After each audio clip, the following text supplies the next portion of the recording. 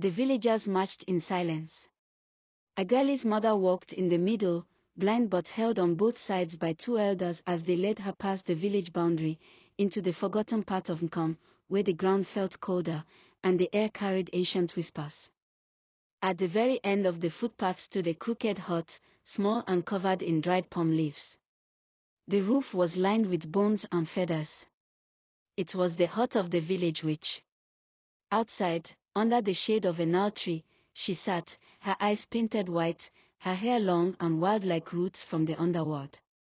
Before her, laid out on a red cloth, were dozens of cowries. Her legs folded neatly beneath her, she chanted lowly, her fingers dancing over the cowries. Everyone stood still. Then suddenly, her body froze. Her fingers went stiff.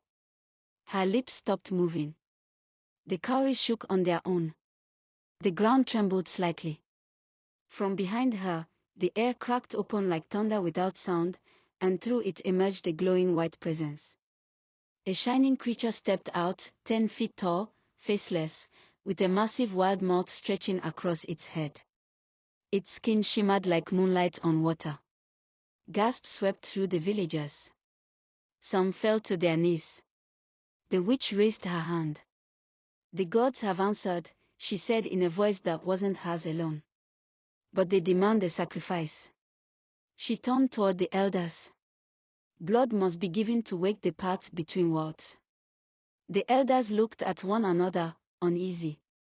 Agirly's mother cried, "Take the goat I've brought. Please, accept it." A goat was led forward by one of the elders and released. The shining creature's mouth stretched wider, and in one thunderous moment, it swallowed the goat whole and vanished. Everyone stared. Then, the air cracked open again. The same creature appeared once more, but this time, it hissed. Loud and long. The witch's voice returned, echoing as though layered by spirits. "The gods have spoken again. The girl is not yet dead, but her life is caught in the grip of darkness." The goat was not enough. The forest has taken blood, and blood must answer for blood. A heavy silence. Then, a human sacrifice is needed. The villagers gasped. Murmurs turned to rising voices. One by one, the elders turned and began to walk away. Who will give their life for a girl they don't even know if she still breathes? She should never have gone into the forest. This is madness. We have families too. One after the other, they left. Soon, only Agirly's mother remained, her head bowed, her spirit heavy. She sat on the ground. Quiet. Alone. The witch said nothing, only waited. And then, the old woman slowly lifted her face. Her sightless eyes looked straight ahead as if seeing something no one else could. "A mother knows. I feel her. I feel her fear. I know she's alive." She turned toward the witch, her voice trembling but certain. "If the gods demand a life, then let it be mine. Let them take me in her place. What use is my life if I lose my only daughter?" The witch watched her for a long moment. Then she nodded. "If that is your wish, then so be it." The wind stirred. The cowries jumped once more. The witch rose. "You will go into the forest. Not with your eyes, but with your soul. This battle is not of flesh.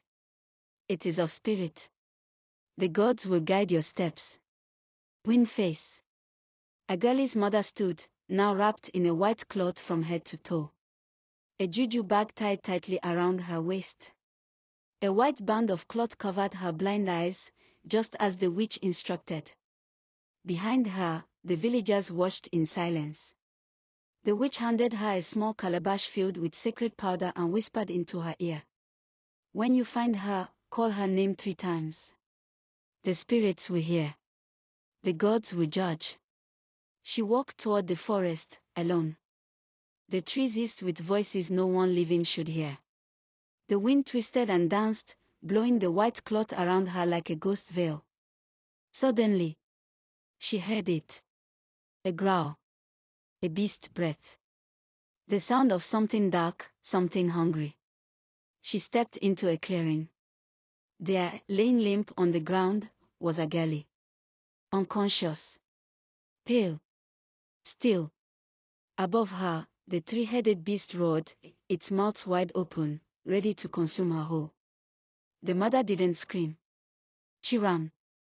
With the strength of 100 mothers, she launched herself at the beast. The spirit world opened around them. The air split with flashes of lightning. Trees twisted into unnatural shapes. She threw the calabash at the beast, and it cracked, releasing a burst of white flames. The beast screamed. Its three heads turned in every direction.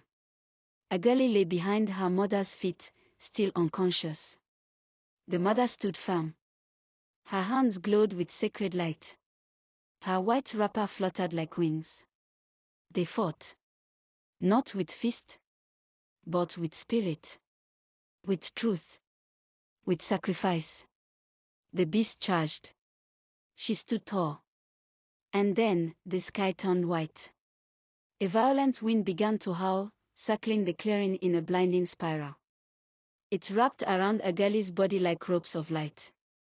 Her arms lifted. Her body floated. Wrapped in invisible ropes, she was pulled up into the sky. And then, she was gone. In the silence of the moonlit village, a white wind whirled behind the hut. With a burst of light, Agirly's unconscious body appeared, lying gently on the ground. To be continued.